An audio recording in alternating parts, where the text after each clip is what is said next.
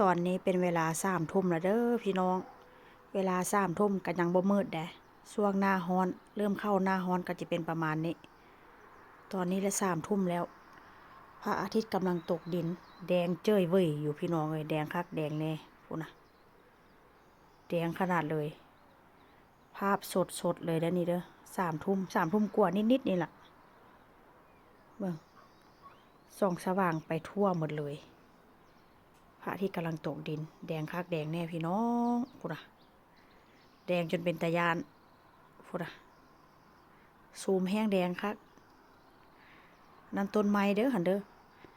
เห็นแต่กิ่งมันใบมันร่นหมดแล้วแดงคักแดงแน่ปาดพูดนะภาพบรรยากาศยามมื้อแลง3 ทุ่มกว่า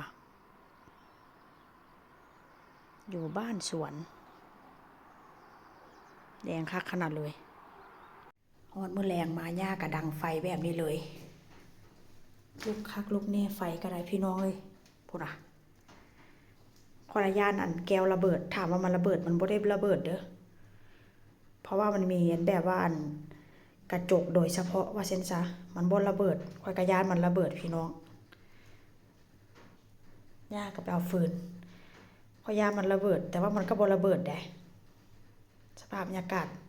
เอาภาพบรรยากาศยามมื้อแลงมาให้เบิ่งพี่น้องทางนอกบ้านและในบ้านพูดน่ะเสียงไฟนะทุกๆๆๆเสียงไฟ